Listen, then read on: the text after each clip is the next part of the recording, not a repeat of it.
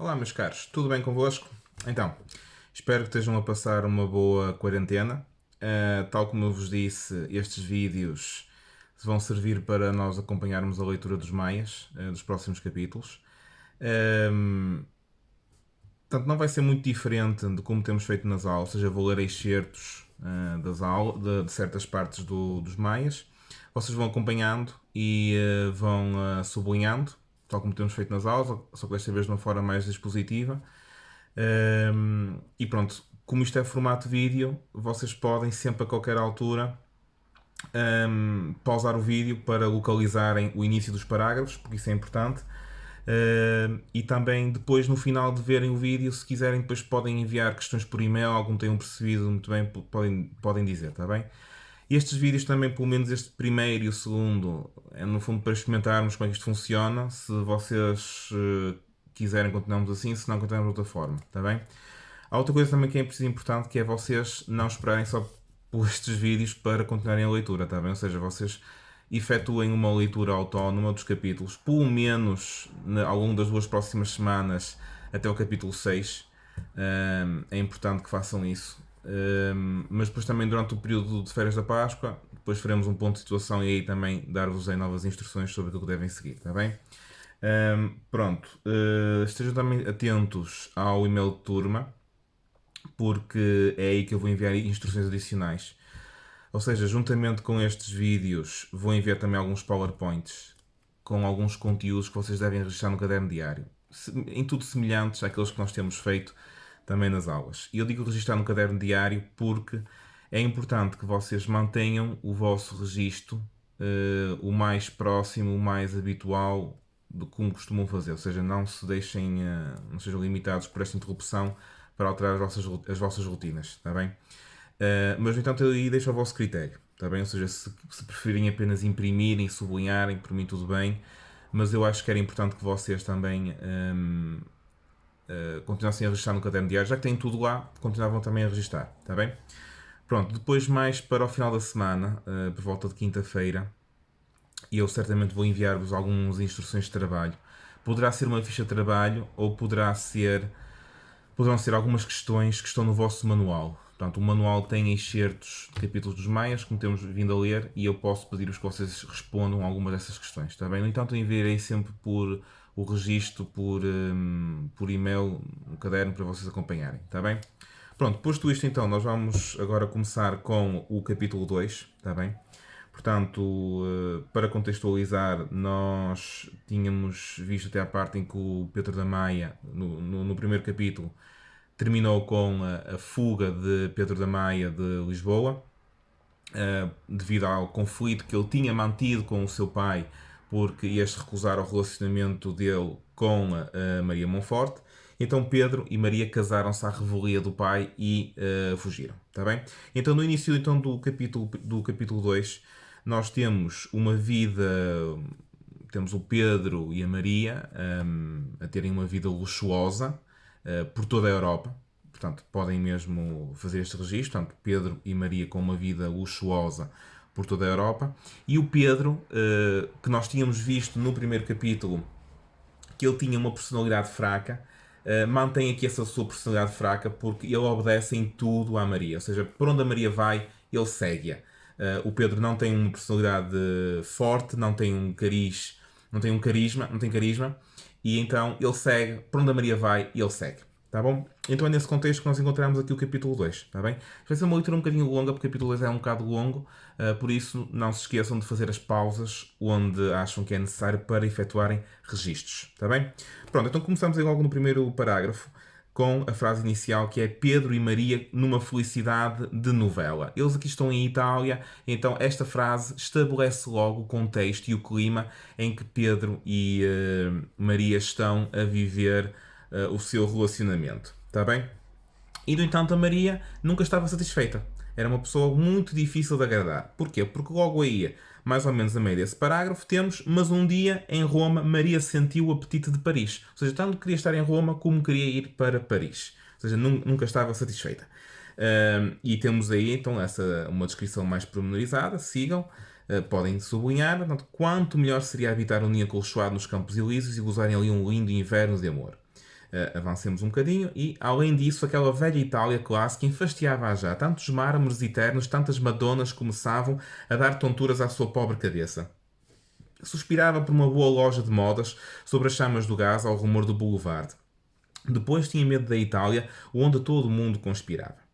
Pronto, então foram para a França. Temos logo aí a informação de que eles foram para a França. E em França, então, mas por fim, aquele Paris ainda agitado, onde parecia restar um vago cheio de pólvora pelas ruas, onde cada face conservava um cor de batalha, desagradou Maria. Estou a ver? Ela tanto queria estar em Roma como queria ir para Paris. Não era muito difícil de agradar, está bem? Portanto, podem colocar aí uma anotação ao lado que Maria nunca estava satisfeita com o que tinha. Queria sempre mais.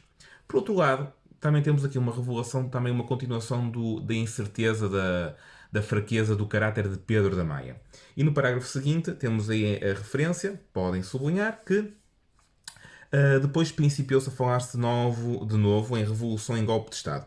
A admiração absurda de Maria pelos novos uniformes da Garde Mobile fazia Pedro nervoso. Portanto, o Pedro era de tal forma inseguro que até a forma como a guarda francesa usava os uniformes o inquietava. Tá bom? Só aqui vemos o nível de insegurança. Ora, avancemos então e então eles vão-se embora de Paris, não é? E temos ainda uma informação no parágrafo seguinte que antes de partir, porém, escreveu ao pai. Portanto, nós sabemos que o Pedro e o Afonso, neste momento, estão desavindos, estão desligados um do outro, mas mesmo assim o Pedro escreveu ao pai. Foram, e continuem, podem sublinhar e depois vamos fazer uma anotação aí ao lado. Foram um conselho, quase uma exigência de Maria. A recusa de Afonso da Maia ao princípio desesperara. Não há afligiados união doméstica, mas aquele não afrontoso de fidalgo puritano marcara muito publicamente, muito brutalmente a sua origem de suspeita. Odiou o velho. Portanto, a Maria também estava incomodada com este conflito entre o Pedro e o seu pai. Não tanto pelo facto deles os dois estarem zangados ou de entrarem em conflito um com o outro, mas pelo facto de que, por causa do orgulho do Afonso. Portanto, o Afonso era uma pessoa orgulhosa, obstinada e então, para Maria, o facto de os Maias serem uma família com um estatuto social relativamente elevado incomodava que eles os dois estivessem desavindos. Portanto, basicamente era isto.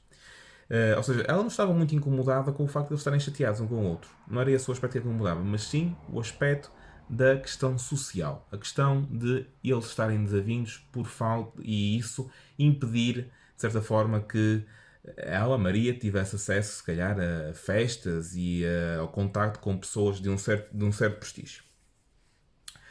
E então começam a falar aqui na possibilidade de voltar a Lisboa, não é? Portanto, eles estão em Paris, começam a falar na possibilidade de voltar a Lisboa e Maria até inclusivamente manipula Pedro no sentido de este se reconciliar com o pai. Então ela diz-lhe já que o adoro, murmurava ela curvada sobre a escrivaninha acariciando os cabelos de Pedro. Diz-lhe que se tiver um pequeno lhe hei de pôr o nome dele. Escreves uma carta bonita, hein? Pronto. Aqui estão a ver, tanto a Maria a incentivar o Pedro a escrever uma carta, a reconciliar-se com o pai, não tanto para eles voltarem a dar-se, como pai e filho, mas sim porque ela sabia que se eles os dois estivessem de boas relações, ela teria acesso ao contacto com pessoas de um estatuto social elevado. Pronto, é então neste contexto que vamos avançar aqui um parágrafo e temos o regresso a Portugal de Pedro e Maria. Então, com efeito, apenas desembarcou, correu num trem a Benfica. 2 dias antes o pai partira para Santa Olávia. Isto pareceu-lhe uma desfeita e feriu-o acerbamente. Fez-se então entre o pai e filho uma grande separação. Quando lhe nasceu uma filha, Pedro não lhe participou, dizendo dramaticamente ao Vilaça que já não tinha pai. Portanto, o Pedro regressa a Lisboa, o Afonso parte para Santa Olávia, os dois voltam a desencontrar-se. Cria-se aqui novamente mais uma separação e é neste contexto que nasceu Maria Eduarda. Vamos continuar a ler. Era uma linda bebé muito gorda, loira cor-de-rosa, com os belos olhos negros dos maias. Apesar do desejo de Pedro, Maria não a quis criar, mas adorava, com frenesi. Passava dias de joelhos ao pé do berço, em êxtase, correndo as suas mãos cheias de pedrarias pelas carninhas tenras, pondo-lhes beijos de devota nos pezinhos, na rosquinha das coxas, balbuciando-lhe num enlevo nomes de grande amor e perfumando-a já, enchendo-a já de laçarotes. Portanto, aqui havia um grande amor, uma grande ternura em torno da forma como a Maria Eduarda está descrita. Tá bom?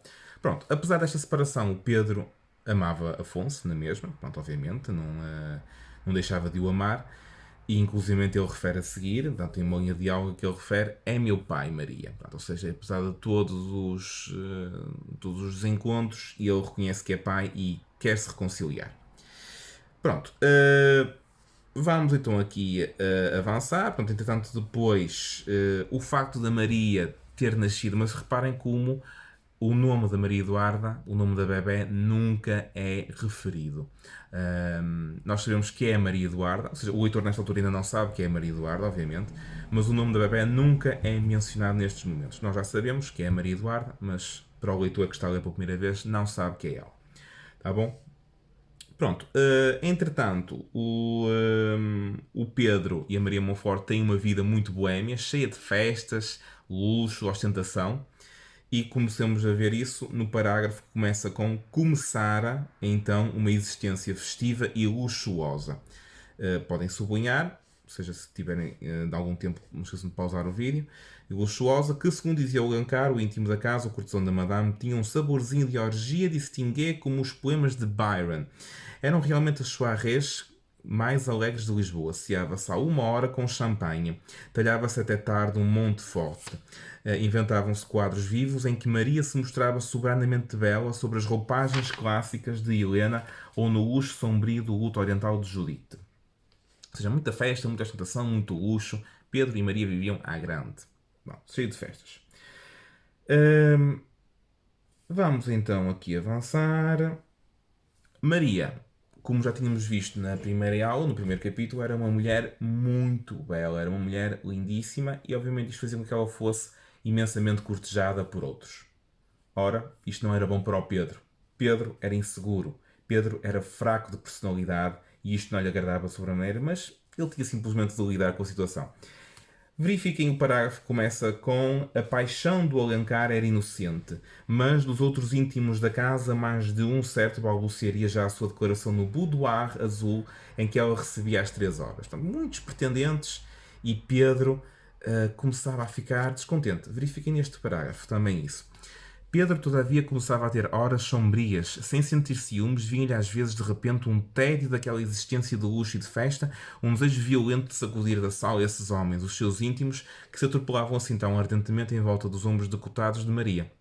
Portanto, reparem como o Pedro tentava exibir uma certa segurança, uma certa indiferença, mas era impossível. Pedro começava a sentir aqui ciúme da forma como Maria era admirada. Entretanto, ainda neste capítulo, aqui uns parágrafos mais à frente, temos a informação de que Carlos nasce. E desta vez ele é referido por nome. E vamos então ler essa passagem. É uma passagem um bocadinho longa, por isso acompanhem a leitura e sublinhem estes momentos, tá bom? Então, quando porém Maria teve outro filho, um pequeno, o sossego que então se fez em arroios, trouxe de novo muito vivamente ao coração de Pedro a imagem do pai, abandonado naquela tristeza do Douro. Falou a Maria de reconciliação, a medo, aproveitando a fraqueza da convalescença, e a sua alegria foi grande quanto Maria, depois de ficar um momento pensativa, respondeu: creio que me havia de fazê-lo feliz tê-lo aqui. Pedro, entusiasmado com um assentimento ao inesperado, pensou em abalar para Santa Lávia. Mas ela tinha um plano melhor. Afonso, segundo dizia o Vilaça, devia recolher em breve a Benfica. Pois bem, ela iria lá com o pequeno, toda vestida de preto, e de repente, atirando-se-lhe aos pés, pedir-lhe a bênção para o seu neto. Portanto, aqui há o nascimento de Carlos faz com que Maria tente reconciliar-se com Afonso. Novamente, o bebé que é utilizado como uma forma de uma tentativa de reconciliação, já que o nascimento de Maria acabou por não suceder essa reconciliação que Maria Monfort tanto desejava. Tá bem? Mas também desta forma nós conseguimos aperceber, reparem que ela vai lá ter com o Afonso, vestida de preto, ajoelhar-se aos seus pés, pedir a reconciliação. Reparem também como a Maria Monfort revela aqui a sua natureza manipulativa. Maria é uma manipuladora. Consegue julgar os sentimentos das pessoas a seu belo prazer, consoante lhe forem mais convenientes. Está bem? Pronto. Depois temos aqui a explicação do facto do Carlos Eduardo se chamar Carlos Eduardo, no parágrafo seguinte. Andava lendo uma novela de que era herói o último Stuart, o romanesco príncipe Carlos Eduardo. Pronto, e novamente aqui temos a diferença, porque o nome de Carlos Eduardo é mencionado, ao contrário de Maria Eduarda, que só sabemos que é uma bebé, não sabemos o nome dela. Pronto, mas isto é uma estratégia que o próprio autor utiliza, de forma, obviamente, a não revelar o desfecho da obra. Pronto, vamos avançar e, entretanto, temos aqui a introdução nas linhas seguintes de uma personagem nova que vai ser fundamental para o desenrolar da ação, que é o Tancredo, portanto, uma personagem chamada Tancredo, italiano, que está como hóspede em casa dos Monforte durante uns dias. No parágrafo começa com o batizado teve de ser retardado, a mais ou menos aí, a meio temos uma passagem que refere a partida arranjara-se unicamente para obsequiar um italiano, chegado por então a Lisboa, distinto rapaz que lhe fora apresentado pelo secretário da delegação inglesa. Aqui é o Tancredo, é a introdução desta personagem, podem fazer a anotação ao lado da introdução então do Tancredo. E, subitamente, num desses dias em que ele estava alojado em casa dos Maias, portanto, do Pedro da Maia e da Maria, o Pedro acidentalmente fere o napolitano. E é o que diz aí, portanto, feriu o rapaz, feriu o napolitano. Portanto, neste momento, então, este Tancredo fica como hóspede em casa do Pedro e da Maria, e inicialmente há uma certa rejeição, não há uma admiração imediata entre a Maria e este Tancredo. Como podemos verificar aí, umas linhas a seguintes. Procurem um parágrafo que começa com Maria desde então. Ok? Portanto, a partir daí, Maria desde então não pareceu interessar-se mais pelo ferido. Era Pedro que vinha a cada instante falar-lhe dele, entusiasmado por aquela existência patética de príncipe conspirador, partilhando já o seu ódio aos Bourbons. Encantado com a similitude de gostos que encontrava nele, o mesmo humor da caça, dos cavalos, das armas. Agora, logo de manhã, subia para o quarto do príncipe, de robe de chambre e cachimbo na boca, e passava lá horas de uma camaradagem fazendo grogues quentes, permitidos pelo Dr. Guedes. Levava mesmo para lá os seus amigos, o Alencar, o Dom João da Cunha, Maria sentia-lhes por cima as risadas. Às vezes tocava-se viola, e o velho Monforte, pasmado para o herói, não cessava de lhe rondar o leito. Pronto, ou seja, temos aqui então Tancredo estava como hóspede, estava ferido em casa de Pedro da Maia, e inicialmente, tanto Maria nem lhe ligou muito. Pronto. No entanto, havia aqui já sinais de uma ligeira provocação. Não? Muitos romances começam assim, com provocações de parte a parte, e isto não foi exceção. Se verificarem num parágrafo a seguir, portanto, vamos avançar um parágrafo e temos aí, não era, mas Pedro riu muito à ideia de que a Arlesiana se tivesse namorado do príncipe. Nesse caso, Vênus era-lhe propícia. O napolitano também a achava picante. Um très joli brin de femme, tinha ele dito. A bela face de Maria empalideceu de cólera. Julgava tudo isso de mau gosto, grosseiro e impudente.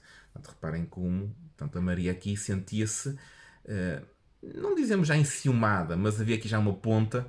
Portanto, o napolitano, neste caso o Tancredo, não lhe era de todo indiferente. Tá bom? Pronto. Vamos então depois avançar aqui por uma breve caracterização do Tancredo. Procurem o parágrafo que começa com depois na soirée do batizado de Carlos Eduardo, que temos a seguir. Então, depois na soirée do batizado de Carlos Eduardo, dada daí uma semana, o napolitano mostrou-se e impressionou tudo. Era um homem esplêndido, feito como um Apolo, de uma polidez de mármore rico. A sua barba curta e frisada, os seus longos cabelos castanhos, cabelos de mulher, ondeados e com reflexos de ouro, apartados à nazarena, davam-lhe realmente, como dizia a Lordenziana, uma fisionomia de belo Cristo. Dançou apenas uma contradança com Maria e pareceu, na verdade, um pouco taciturno e orgulhoso. Mas tudo nele fascinava. A sua figura, o seu mistério, até o seu nome de Tancredo. Portanto, temos aqui já uma aproximação, mesmo já física, entre Maria e entre Tancredo. Pronto.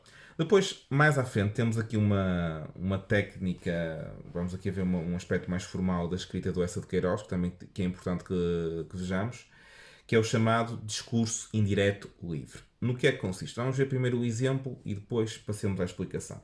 Então, a dada altura, temos aí uma linha de algo que começa com "Mas filha", disse Pedro. Portanto, localizem.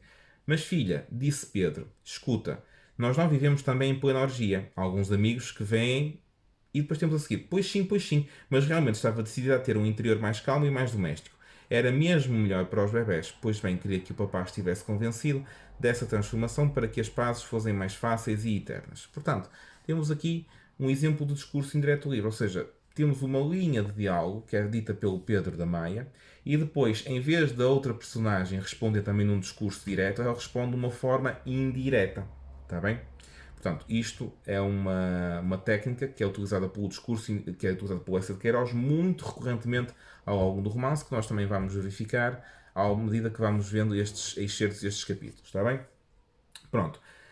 Juntamente com o PowerPoint que vai seguir a acompanhar este vídeo, vai seguir lá uma anotação que vocês devem registar em relação ao discurso indireto livre. Está bem? Portanto, uma explicação teórica e também o que é que, no fundo, qual é a função deste discurso indireto livre. De qualquer das formas, vocês no vosso manual também têm informação em relação a isso, ao discurso indireto livre.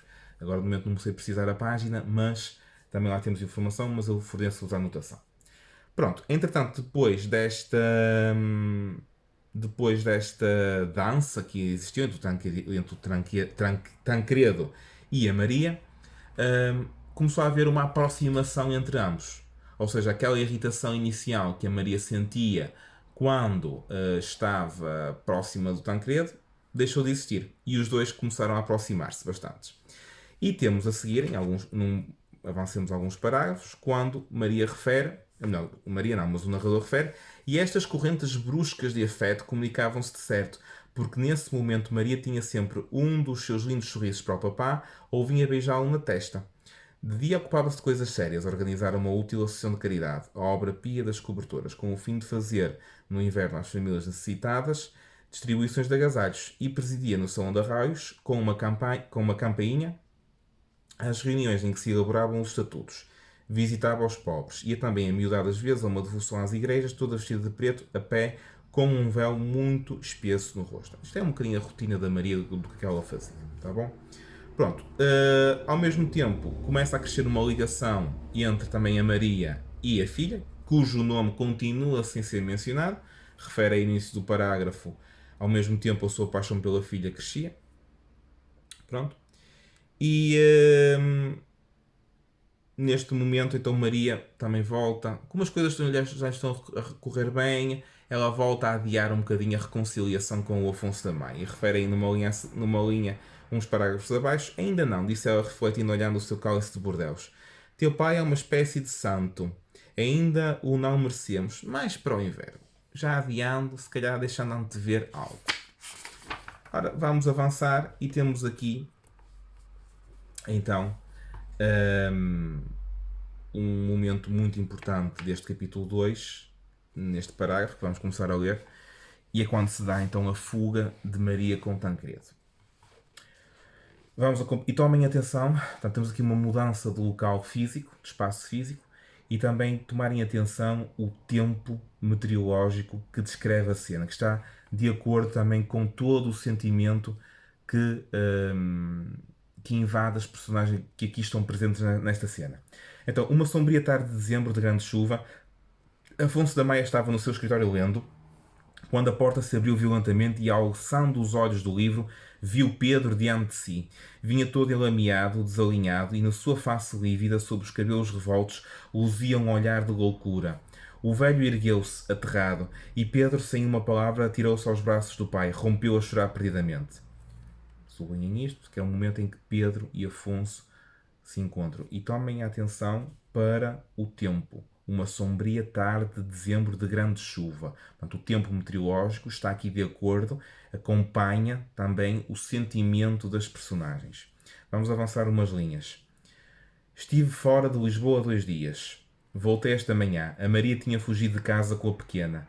Partiu com um homem, um italiano, e aqui estou. Afonso da Maia ficou diante do filho, quedo, mudo, como uma figura de pedra, e a sua bela face, onde todo o sangue subiria, enchia-se pouco a pouco de uma grande cólera. Aqui temos a fuga da Maria, podem notar ao lado, fuga de Maria com Tancredo. E temos aqui a reconciliação, finalmente a reconciliação entre o Afonso e o Pedro da Maia, tantos anos desavindos, tantos anos sem falarem um com o outro, e eles aqui finalmente reconciliam-se. E nesse mesmo parágrafo, no final, vamos sublinhar a frase, o momento, a passagem que diz: parou junto de Pedro, tomou-lhe gravemente a cabeça entre as mãos e beijou-o na testa, uma vez, outra vez, como se ele fosse ainda criança, restituindo-lhe ali para sempre a sua ternura inteira. Portanto, aqui temos a reconciliação entre o Afonso e o Pedro. Tá bom? Pronto. Nesta fuga, a Maria levou a bebé, a filha, que tinha nascido primeiro, a primogénita. Continua sem o seu nome sem ser mencionado, como uma estratégia, como é óbvio. Tá bom? Pronto, mas entanto, o Carlos ficou com o Pedro. Tá bom? O Pedro tinha trazido o Carlos com ele. E temos aqui uma breve descrição deste momento em que o Afonso sabe dos netos pela primeira vez. É uma fatalidade. Parte para sempre com Tancredo, esquece-me que não sou digna de ti e leva a Maria que não me posso separar dela. Portanto, aqui temos uma carta de despedida da Maria Monforte e mais abaixo temos a descrição do Carlos. O velho correu logo e daí pouco aparecia, erguendo-se nos braços o pequeno, na sua longa capa de branca de franjas e a sua touca de rendas. Era gordo, de olhos muito negros, com uma adorável bochecha fresca e cor-de-rosa. Isto é o Carlos da Maia. Tá bom? E o Afonso aqui sente-se, reparem bem na ternura e no carinho que o Afonso agora tem pelo neto. Avancemos uns parágrafos e embaixo temos toda a face do velho sorria aquela viçosa alegria. Apertou ao seu agro peito muito tempo, pôs-lhe na face um beijo longo, consolado, enternecido, o seu primeiro beijo de avô. Depois, com todo o cuidado, foi colocá-lo nos braços da ama. Temos aqui a ternura, o carinho do Afonso para com o neto. Podemos dizer mesmo aqui que o Afonso vê, não já nesta altura, se calhar mais adiante, mas o Afonso vê aqui uma hipótese de não repetir com o Carlos os erros que cometeu com a educação do Pedro da Maia. Tá bom? Pronto. Depois, entretanto, o Pedro conta ao Afonso todos os últimos anos de vida dele, o que é que eles estiveram a fazer. E então, a dada altura, o Pedro conta tudo, tanto, e localizem o parágrafo que diz: dizia estas coisas sensatas. Está bem? Vamos localizar esse parágrafo e vamos sublinhá-lo. Dizia estas coisas sensatas, passeando devagar, com o charuto apagado nos dedos, numa voz que se acalmava. Mas de repente parou diante do pai, com um sorriso seco, um brilho feroz nos olhos. Sempre desejei ver a América. E é uma boa ocasião agora. É uma ocasião famosa, hein? Posso até naturalizar-me, chegar a presidente ou rebentar. Sim, mais tarde. Depois pensarás nisso, filho, acudiu o velho assustado. Aqui temos o Pedro a enlouquecer um bocadinho, não é? Obviamente, ele está completamente transtornado. Pedro está transtornado, está chocado por tudo o que se passou com ele. E obviamente que aqui começa a delirar um bocado. E algo que assusta, de certa forma, o Afonso. Tá bom?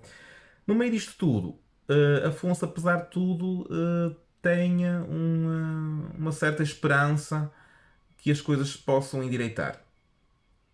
E vamos no parágrafo a seguir, temos uma referência à forma como terminou o primeiro capítulo. Portanto, lembram-se que o primeiro capítulo terminou com o Afonso sentado à mesa de jantar com apenas um talher, porque já não se sentava mais ninguém com ele. E esse talher é referido agora o talher do Pedro é referido neste parágrafo. Portanto, há aqui um parágrafo que começa com saiu, o pai ouviu-lhe os passos por cima. Portanto, localizem esse parágrafo e a meio temos Afonso sentou-se à mesa só, mas já lá estava outra vez o talher de Pedro. Portanto, sublinhem esta frase, que isto é importante, porque significa que há aqui uma reconciliação. Por breve que seja, mas há uma reconciliação. E então vamos continuar a ler no parágrafo seguinte, que é Afonso tomou uma colher de sopa e, mais ou menos a meio, vamos sublinhar aqui uma passagem que é: mas no meio da sua dor, funda como era, ele percebia um ponto, um recanto do seu coração onde alguma coisa de muito doce, de muito novo, palpitava com uma frescura de renascimento, como se alguns no seu ser estivesse rompendo, borbulhando, uma nascente rica de alegrias futuras, e toda a sua face sorria à chama alegre, revendo a bochechinha rosada sob as rendas brancas da touca. Portanto, Afonso tem esperança no futuro, esperança no neto. Afonso, entretanto, essa esperança era dirigida ao neto. A situação com o filho era um bocadinho diferente. Afonso permanecia inquieto em relação ao estado do filho. E vejamos isto no parágrafo seguinte. Pela casa, no entanto, tinham-se acendido as luzes. Já inquieto, subiu ao quarto do filho. Estava tudo escuro, tão úmido e frio como se a chuva caísse dentro. Um arrepio confrangeu o velho e, quando chamou, a voz de Pedro veio do negro da janela. Portanto, reparem bem nestas expressões que descrevem o quarto do Pedro. Portanto, inquieto, tudo escuro, úmido, frio, como se a chuva caísse dentro. O negro da janela. Portanto, todo este cenário de obscuridade, este cenário negro. Pode ser visto como um indício também de tragédia, do que está prestes a acontecer. Pronto, e vamos verificar aqui também novamente esta descrição de todo o espaço físico, como ela acompanha também o estado de espírito das personagens. Avancemos aqui alguns parágrafos, até o momento em que temos ele seguiu maquinalmente o pai à livraria. Pronto, vamos localizar esse parágrafo e no meio desse parágrafo vamos sublinhar a parte que diz: uma brasa morria no fogão, a noite parecia mais áspera, eram de repente vergastadas de água contra as vidraças, trazidas de uma rajada que longamente, num clamor teimoso, faziam escoar um dilúvio dos telhados. Depois havia uma calma tenebrosa, com uma sussurração distante de vento, fugindo entre ramagens. Nesse silêncio as goteiras punham um pranto lento e logo uma corda de vendaval corria mais furioso. Envolvia a casa num bater de janelas, redemoinhava, partia com silvos desolados. Portanto, reparem bem o cenário de tempestade, um cenário de tempestade que acompanha o destino das personagens, o destino trágico das personagens. Todas estas expressões, uma brasa morria no fogão, a noite parecia mais áspera, todas estas expressões contribuem para o adensar de um clima trágico. Podem notar isso ao lado. Podem notar isso ao lado. Portanto, todas estas expressões contribuem para o adensamento do clima trágico. Tá bom? E então temos aqui finalmente o final do capítulo 2 e que conclui com a tragédia, com uma das muitas tragédias que percorrem este livro. Vamos localizar o parágrafo que começa com: então sem ruído subiu ao quarto de Pedro. Tá bem? Vamos localizar este parágrafo. E agora vamos ver aqui algumas passagens. Eu vou saltar, portanto, tentem acompanhar, pausem o vídeo as vezes que for necessárias. Então sem ruído subiu ao quarto de Pedro. Havia uma fenda clara, entreabriu a porta. O filho escrevia à luz das luzes das velas, com o estojo aberto ao lado. Pareceu espantado de ver o pai, e na face que ergueu, envelhecida e lívida, 2 sulcos negros faziam-lhe os olhos mais refulgentes e duros. Portanto, reparem bem aqui a descrição do Pedro, os olhos negros. Portanto, é como se tivesse quase 2 buracos negros no lugar dos olhos. Novamente, o adensamento do clima trágico. A tragédia está prestes a acontecer aqui. Avancemos algumas linhas, procurem o parágrafo que começa com: no seu quarto ao lado da livraria. Afonso pressente que algo não está bem. Ele pressente que o filho não está bem. Então vamos ver a seguir. Então, Afonso não pôde sossegar, numa opressão, uma inquietação que a cada momento o fazia erguer sobre o travesseiro, escutar. Agora, no silêncio da casa e do vento que calmara, ressoavam por cima, lentos e contínuos, os passos de Pedro.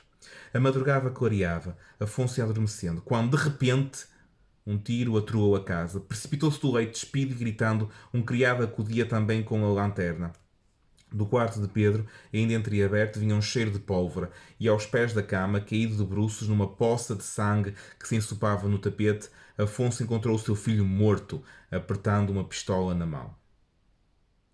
Avancemos aqui 2 parágrafos. Daí a dias, fechou-se em casa de Benfica, Afonso da Maia partia com o neto e com todos os criados para a quinta de Santa Olávia. Portanto, morte de Pedro.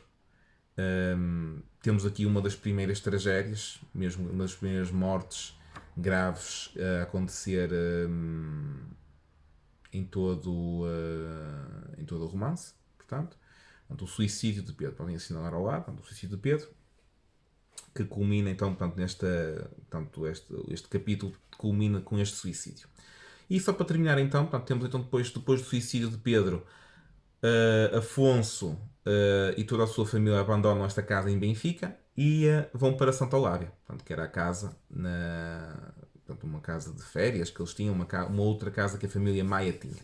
E vamos ver aqui no último parágrafo, ou no penúltimo parágrafo, as últimas linhas, quando Vilaça foi encontrar Afonso na livraria com as janelas cerradas ao lindo sol de inverno, caído para uma poltrona, a face cavada sob os cabelos crescidos e brancos, as mãos magras e ociosas sobre os joelhos. O procurador veio dizer para Lisboa que o velho não durava 1 ano. E assim termina o capítulo 2. Tá bom? Ou seja, temos aqui uma aparente sinal de desgraça. O capítulo 2 termina de uma forma negativa. Não há aparentemente qualquer sinal, qualquer esperança no futuro, qualquer sinal positivo nesta forma como termina. Pronto. Eu vou terminar então o vídeo aqui. Lá está. Espero que tenham conseguido acompanhar. Deem-me feedback. portanto, se este formato resulta, se preferem de uma outra forma. Leiam o capítulo 3, está bem? Portanto, hoje, segunda-feira, temos este vídeo sobre o capítulo 2. Amanhã vou publicar um vídeo sobre o capítulo 3 e depois algumas instruções, algum trabalho para vocês irem fazendo também, para algumas perguntas de interpretação sobre a obra e também de cariz gramatical para vocês também irem preenchendo e depois também para me enviarem de volta, está bem? Pronto. A acompanhar este vídeo vai estar um PowerPoint com alguma informação sobre que ainda não ficou devidamente registada. Novamente, acho que vocês deviam registar. Esta informação vai ser também sobre o capítulo 1, que nós acabámos por não fazer na última aula. E depois também aqui uma breve descrição sobre, uma breve análise a estas três principais personagens que apareceram neste primeiro e no segundo capítulo, nomeadamente o Pedro da Maia, o Afonso e a Maria Monforte. Tá bom? Pronto, espero que tenham gostado. Continuem a trabalhar, continuem a manter um ritmo, uma certa rotina, porque nesta altura é isso que é importante. Tá bom? Pronto, então até amanhã e não se esqueçam de enviar as vossas dúvidas e questões também por e-mail. Tá bom? Tchau, até amanhã.